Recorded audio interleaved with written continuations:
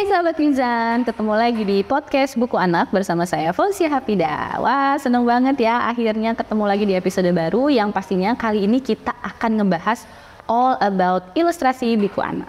Yang pastinya bersama narasumber yang asik dan cocok banget buat tema ini. Jadi buat sahabat Mizan yang suka gambar, yang suka bikin ilustrasi, yang suka ngedesain, ayo tonton podcast ini sampai akhir. Hari ini saya ditemani oleh narasumber yaitu Kak Ginanjar Setia Mulyana atau lebih akrab disapa Agin. Beliau merupakan seorang ilustrator dan graphic designer yang saat ini menjabat sebagai art director atau pengarah artistik di Mizan Publishing. Beberapa karyanya juga menghiasi sampul buku-buku Mizan Publishing. Langsung aja kita sapa. Halo Kak Agin. Halo semua, saya Ginanjar, saya art director di Mizan Publishing.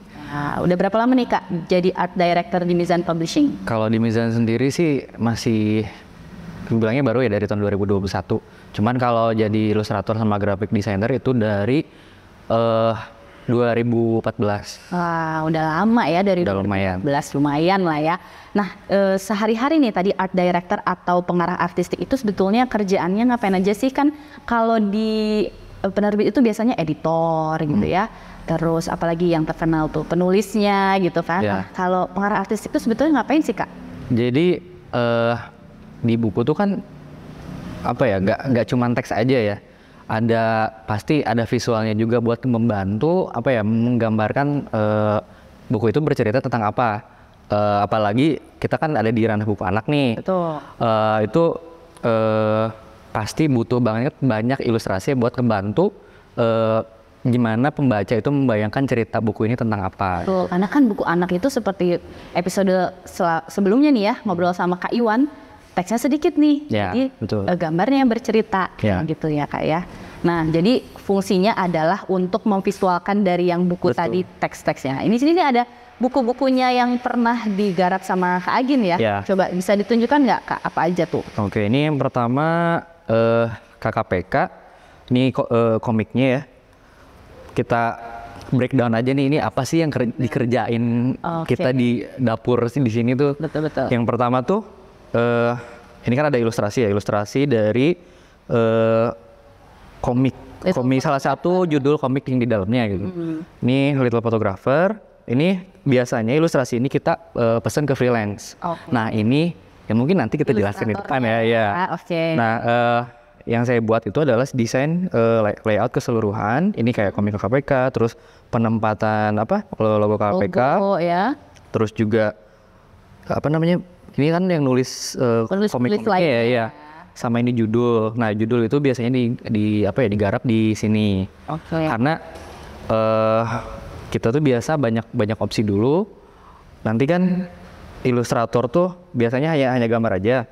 Nah, nanti judulnya tata letaknya di mana kita geser-geser. Nah, itu. Oh, oke, jadi sebetulnya yang dikerjakan ilustrator tuh hanya bagian ininya saja Ya, gitu ya Mas ya. betul. Terus nanti habis itu wah semuanya digarap oleh pengarah artistik. Ya, pengarah artistik itu. Biar biar selaras lah istilahnya dengan judul, dengan ilustrasinya. Yang kedua ini Coba yang lain nih Mas, nih ada yang apa nih? Oke. Boardbook. ini board book. Kalau board book ini yang tadi dibilang banyak banget ilustrasinya, teksnya sedikit. Betul. Kita buka ya. Nah, ini kan satu spread ini ilustrasinya udah mendominasi ya. Teksnya hanya sedikit saja di hanya segini nih.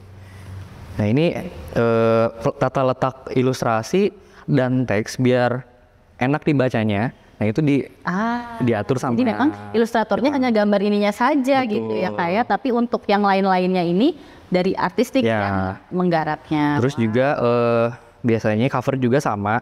Ada beberapa ilustrator yang mungkin jago tipografi ya.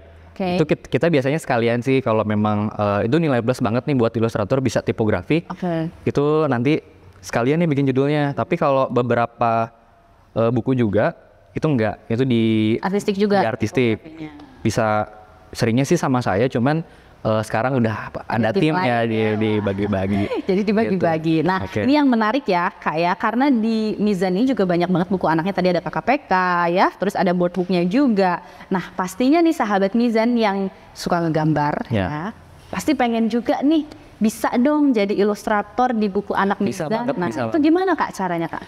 Caranya adalah punya portofolio yang jelas ya. Sekarang tuh ngupload portofolio itu nggak sesusah dulu. Dulu kita harus nyari studio buat dapat exposure ya. Kalau sekarang kan ada sosial media tuh. Betul. Yang paling banyak dipakai orang tuh Instagram, yang kedua Behance, yang ketiga mungkin udah agak jarang tapi masih ada tuh DeviantArt atau Facebook gitu. Biasanya kalau Facebook tuh sekalian sama forum gitu. Di Facebook saya biasanya nyari ilustrator yang ke komik gitu. Itu banyak banget forum-forumnya. Tapi kalau ilustrasi buku anak untuk buku anak semacam ini kayak buku-buku dongeng, kayak dongeng sebelum tidur ini, itu saya kebanyakan berburu di IG, berburu di dalam tanda kutip atau Behance. Saya sering banget nge-review ilustrator karya teman-teman ilustrator Indonesia tuh banyak banget yang bagus mengilustrasikan buku-buku anak. Oke, jadi itu ya tadi sahabat Mizan, yang pertama harus punya portofolio. Nah, kan tadi Kak Agin suka berburunya di IG. Boleh kasih tahu dong IG-nya apa Kak Agin? IG saya? Iya, kan nanti mereka ini langsung ya. @aginanjar22. Aginanjar22. Oke, nah sekarang nih kalau misalnya sahabat Mizan udah bikin portofolio, terus udah ngasih lihat juga nih ke Kak Agin. Kira-kira setelah mereka menjadi ilustrator di buku anak Mizan, apa aja sih keuntungannya Kak Agin? Keuntungan jadi ilustrator di Mizan adalah yang pertama mungkin dapat exposure ya, karena buku-buku Mizan terutama ada beberapa buku dongeng yang penjualannya bestseller banget ya, kayak ini dongeng sebelum tidur. Bestseller banget. Ini dicantumkan ya Kak? Ya, ilustratornya pasti di depan cover ya. So, orang-orang juga bisa tahu ilustrasi kita tanpa harus membuka bukunya. Jadi udah di depan itu udah ada gitu. Exposure-nya bagus banget gitu, karena distribusi mungkin bukunya juga luas. Terus ya bahkan sampai ada yang dibawa ke luar negeri loh Kak, pameran-pameran luar negeri. Dapat privilege untuk mengunjungi pameran di luar negeri. Terus juga maksudnya di sini tuh dapat ilmu baru lah. Gimana ya? Kayak ilustrasi kan mungkin kita kayak ngegambar aja biasa. Nah, di sini tuh kita suka nge-review, kasih feedback, terutama tentang layout sih, yang sekarang tuh jadi concern utama gitu. Jadi di ilustrasi buku anak itu nggak hanya sebatas ngegambar lucu, itu harus bisa punya elemen surprise gitu. Jadi setiap buka halaman kita tuh nggak bisa tahu ini setelahnya apa gitu. Saya contohin ya. Ini di buku dongeng sebelum tidur yang ketiga. Ini layoutnya beda-beda. Ini kayak dari depan, terus lalu tiba-tiba pas dibuka ini kan tiba-tiba dari atas. Jadi sudut pandangnya itu ya, Kak, ya. Harus beragam, jadi nggak bosan bacanya gitu. Jadi sahabat Mizan, kalau jadi ilustrator di buku anak Mizan tuh ya yang pasti dibayar mah iyalah ya. Emang ngomong itu sih, cuman ya udah pastilah. Jadi jangan khawatir, ntar Kak Agin bilang exposure lah nggak dibayar gitu. Tetap pastinya ada bayaran.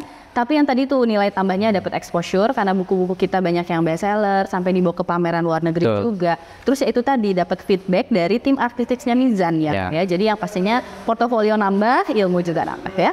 Nah, yang terakhir nih Kak ya, karena buku anak Mizan kan banyak banget, ilustratornya juga banyak. Kira-kira apa sih tipsnya supaya di reorder terus nih sama tim buku anak Mizan? Yang pertama, jangan pernah berhenti berimajinasi sama explore ya. Maksudnya kita open to bukan kritik ya, maksudnya tuh insight gitu. Pasti di kita ini teman-teman akan selain mengilustrasikan buku anak itu pasti dapat feedback. Nah, ketika dapat feedback itu teman-teman mungkin akan exploring lagi gitu. Imajinasi liarnya tuh harus dikeluarin banget. Terus yang kedua yang paling penting banget ini, kita kan namanya industri ya. Betul. Meskipun yang ngegambar, terus melukis atau painting gitu, ilustrasi, itu bisa jadi sesuatu yang passionate buat orang-orang. Tapi kadang-kadang kalau di deadline itu malah jadi pusing gitu kan. Nah, itu manajemen waktu juga penting banget karena di sini juga disiplin kita kan per bulan terbit ya. Nah itu penting banget bisa mengatur waktu antara timeline buku yang kita kerjakan gitu. Oke, jadi intinya harus tetap mengeksplor kreativitas dari tiap-tiap individunya ya, ilustratornya, dan juga harus bisa manajemen waktu supaya tepat waktu, karena memang buku-buku di Anak Mizan itu banyak banget. Banyak banget, terus kesempatannya tuh banyak ya, kayak gini ya. Wah, seru banget nih ya. Jadi beneran nih sahabat Mizan yang pengen banget bergabung jadi ilustratornya Buku Anak Mizan, nggak susah sebetulnya ya Kak Agin ya, asal tadi punya portofolio, terus juga aktif di media-media tadi ya, seperti Instagram, Behance, dan Facebook misalnya, dan juga harus punya kreativitas dan juga disiplin yang tinggi ya, Kak Agin ya. Jadi langsung aja silahkan sahabat Mizan tadi bisa hubungi Kak Agin di Instagram Aginanjar22, atau bisa juga DM nih ke Pelangi_Mizan dari Mizan Anak atau KKPK Mizan untuk info lebih lanjut ya. Oke, terima kasih banget buat semua yang udah bergabung dari awal sampai akhir, mudah-mudahan dapat insight. Terima kasih banget Kak Agin juga udah berbagi. Sama-sama. Mudah-mudahan dari sini ada ilustrator baru ya dari nonton podcast Luka. Oke? Ditunggu ya sahabat Mizan. Oke, terima kasih semuanya. Sampai jumpa lagi.